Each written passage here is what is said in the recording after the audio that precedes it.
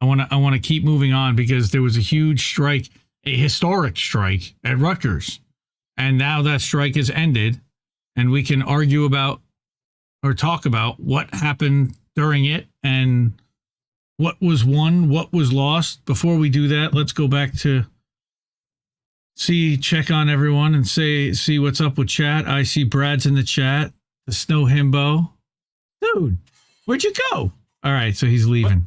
All right, so Brad Ballinger, by the way, everyone sub to his channel. He did a hilarious Twitter alternatives, and he's back doing some live streams and some uploads, and love what he's doing, so check that out. Good. Caitlin Johnstone, everyone's talking about Substack and notes, and that you can edit, and that you can make longer posts than 280 characters without having to pay Elon or set up $5 a month bullshit. Desert Mantis, you're welcome about Squirrel Tribe. I think she's terrific as well. I've been trying to actually reach out to her, and I'd like to either have her on the show or do an interview with her. I'm trying to get Tara to set her up with Kim Iverson maybe and go on Kim Iverson's show. I'd love to see her get more visibility in our space because she is doing the research. She's reading the websites, and she's seeing exactly how they're poisoning us and connecting the dots that I think are so important to connect. So definitely shout out to Squirrel Tribe. Anna Ringwald, yes, you can't fight planned impoverishment without a labor movement. I agree. I was going to put that up on screen. Oh, Brad's saying pee pee poo poo. Yes, that is the Kyle Kalinske tweet, if I remember correct. It's also a Stern thing, if I'm not mistaken. Yes, and Crab Crab did drop that in my chat and ask me what I thought about it, and I was like, well, she seems to know her stuff, and she certainly does know her stuff. So, yeah, good stuff for sure. All right, so let's get back to Rutgers. What happened at Rutgers? Faculty declares strike and historic shutdown. This was out of NewJersey.com, and I'm not a huge fan of like Star Ledger or any kind of advanced media. This is corporate media, kind of. This was what happened Monday. This was before they actually went out on strike, and I do have a couple of tweets and some video and some other stuff to show you guys. But leaders of 3 Rutgers University faculty unions declared a strike on Sunday. Right, that was last week, saying negotiations had stalled over new contracts for 9,000 university professors, part-time lecturers, and grad student workers that they represent at the state's largest university. So this is much bigger than what happened at University of Michigan or Temple, which only had the grad students. This involved 3 unions, and this involved all the workers. Okay, it is one of the largest faculty walkouts in the U.S. in higher education history, and expected to disrupt classes for more than 67,000 students on Rutgers' New Brunswick, Piscataway, Newark, and Camden campuses. I actually myself spent 2 years at Rutgers, Piscataway, New Brunswick. My wife graduated from there too. So this is a little close to me too. So they voted unanimously. That's Rebecca Givan. She is the Rutgers AAUP-AFT president. It's the first faculty strike at Rutgers since the school's founding in 1766, predating the start of the country. Walkouts expected to disrupt the majority of in-person online classes. The students head into their last weeks of spring semester before finals and commencement next month. Picket lines will go up on all 3 Rutgers campuses at 9 a.m. Monday. The unions plan to hold a joint rally at 1 p.m. Monday on Voorhees Mall near College Avenue at Rutgers New Brunswick campus. College Avenue is like the main strip that runs through the main campus and New Brunswick. Voorhees Mall. Well, that's just, it's not really a mall. It's like an outdoor courtyard. Like Jason? No, it's like Jason Voorhees.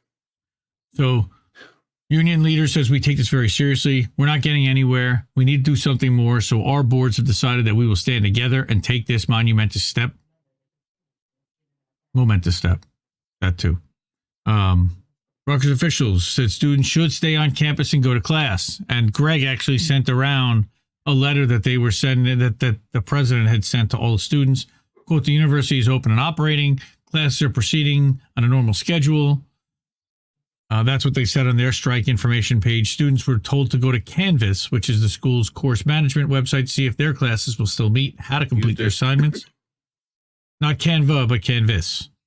All right. So Rutgers President Jonathan Holloway, right, said that he believes the two sides are close to an agreement, but of course, the other side disagrees. But he said that to say this is deeply disappointing would be an understatement. Okay, narrative manager.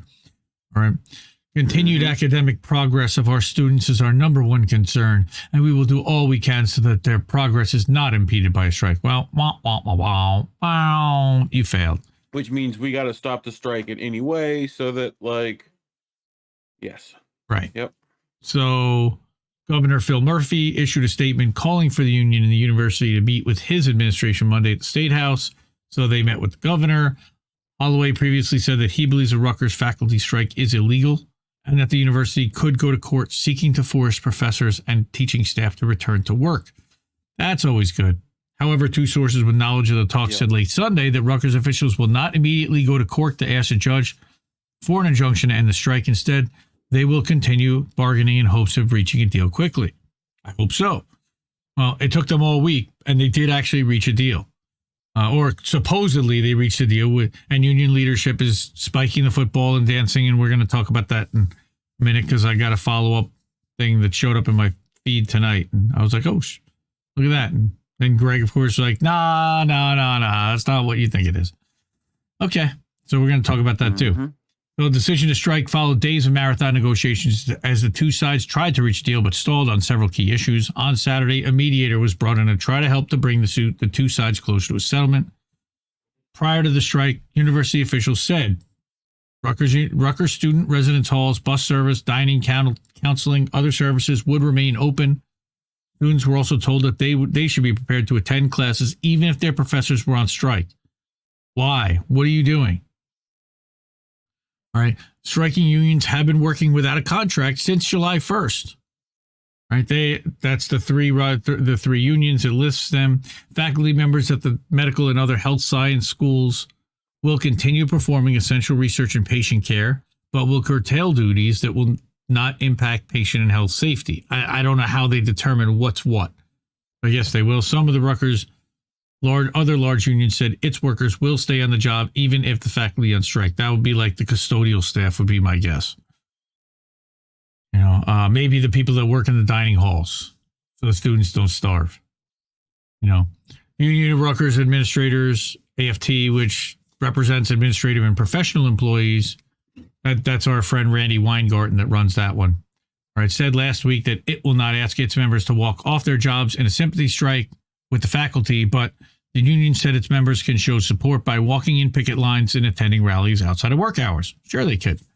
Until they got warned that they would be in deep doo-doo if they did that. So it also cautioned Rutgers unionized administrative and professional employees not to take on any of the work of striking professors and teaching staff. Yeah, don't do their work. Absolutely. Union busting is disgusting, as Greg said multiple times, and I agree. All right.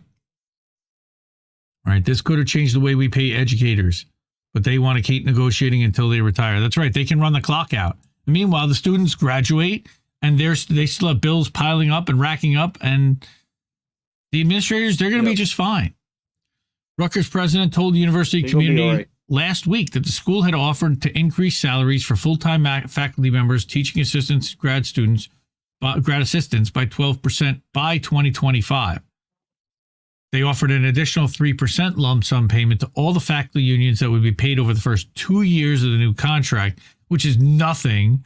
3% over 2 years, that's like $5 each time. Are you kidding me? Rutgers also proposed an approximate 20% increase in pay for adjuncts who are compensated according to how many credits they teach each semester, and offered similar raises for postdoctoral fellows, right?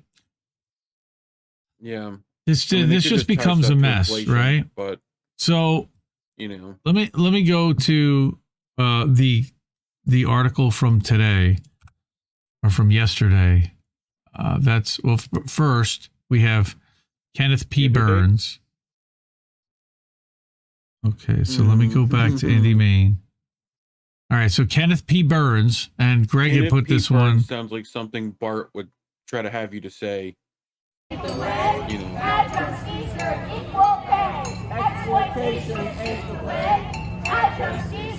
All right, so there's a few people starting at 9:20 on the picket lines. Remember, they started at 9 o'clock.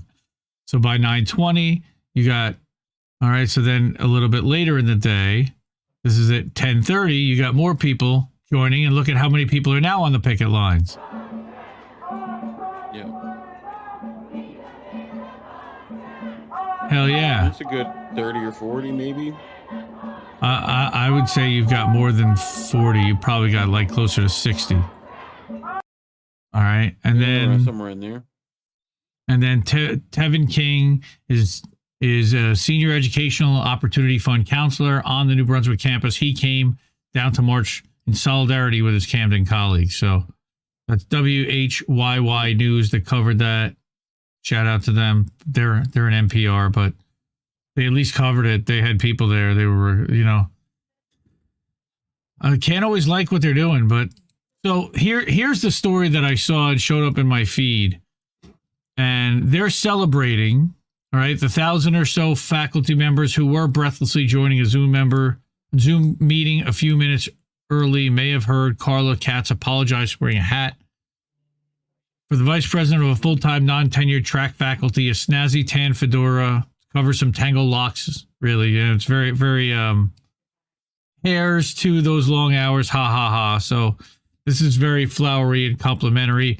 The leaders of 3 Rutgers faculty unions and many of their rank and file joined a Zoom call Saturday to spike the football, celebrate raises, and announce gains in job security, and praise those who patrolled the picket lines for putting pressure on the school's administration.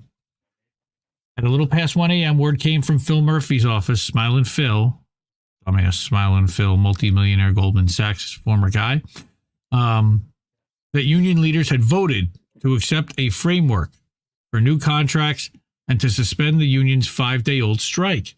Wait, what? Yeah. What? Yeah, what?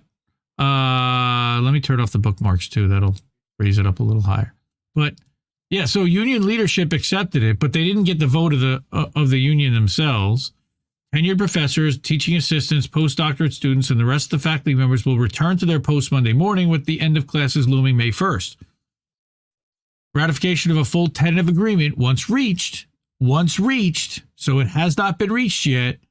They still need a full TA, will then be decided by membership secret ballot. When is that going to be?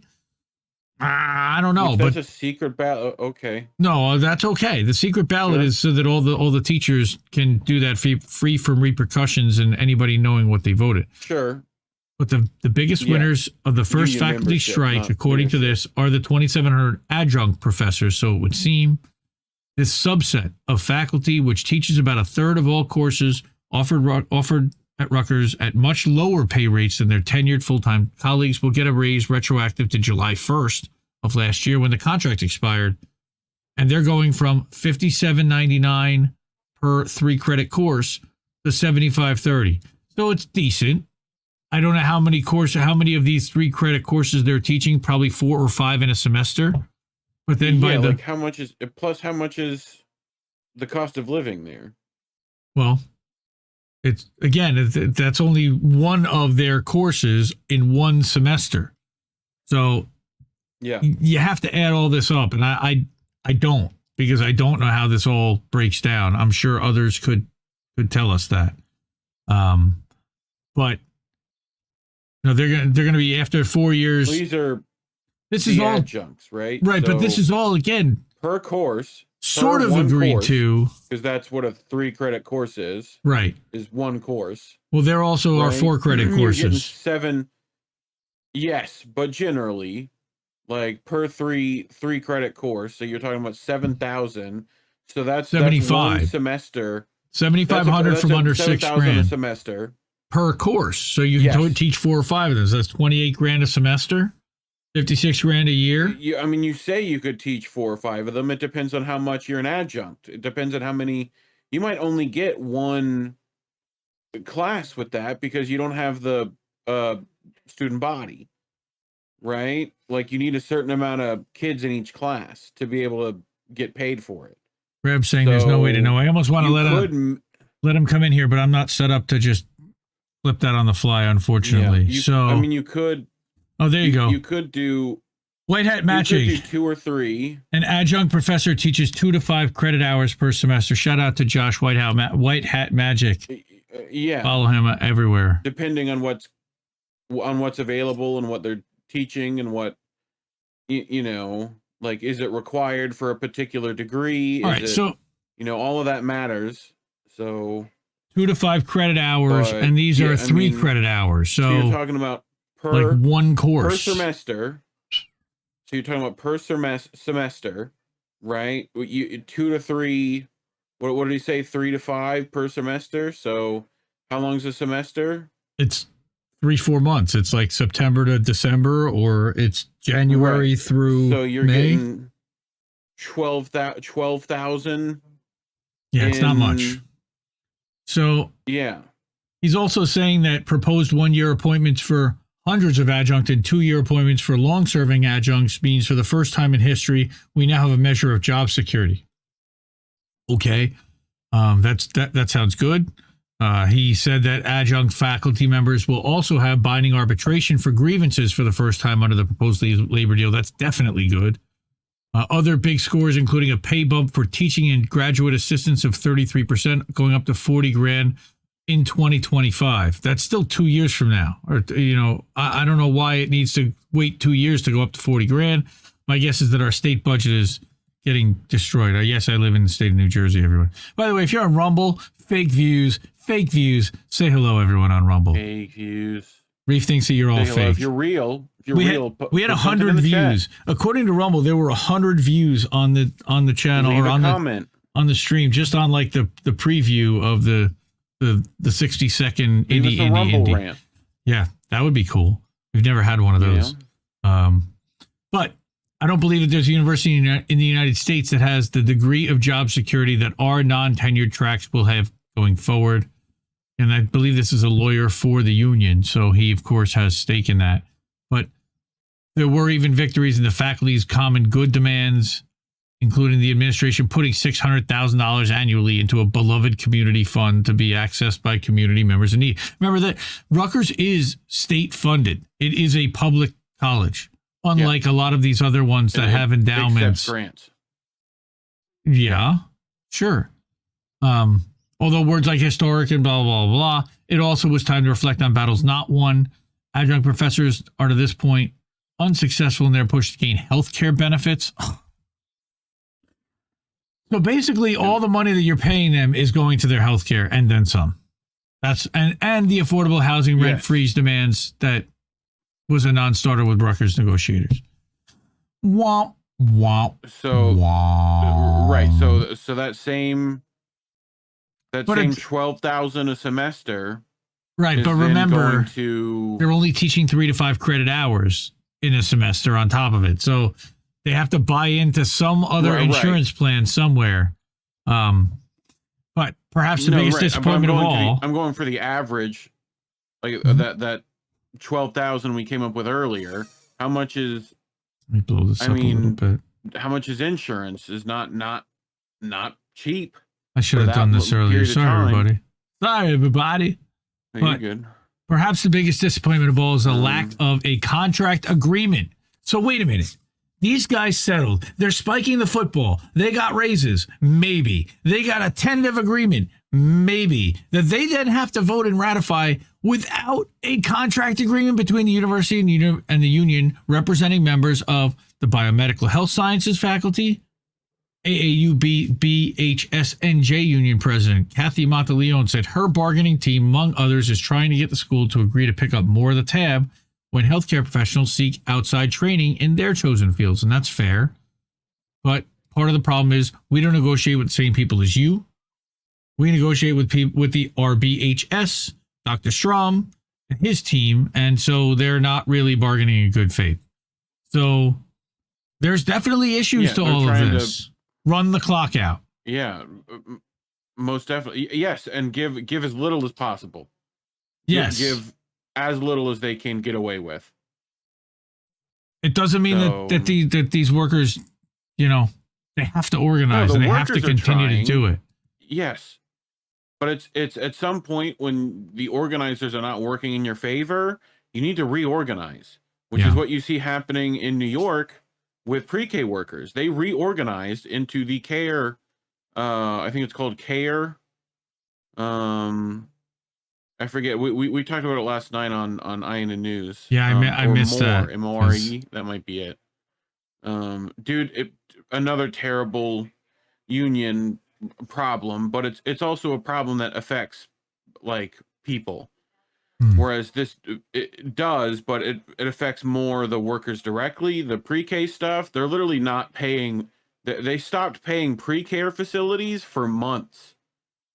People took out personal loans to keep pre-K workers, like to keep pre-Ks available. Like, it is wild what's happening. And the UTF, right? The Teachers Federation, where like they weren't the AFT. Yeah, Weingarten. Yeah, that's Randy. Both of them. Still people in membership who don't agree with the framework and also think it's not enough. Well, there's always going to be that. And it's probably going to be the trots, would be my guess. The trots always think it's never enough.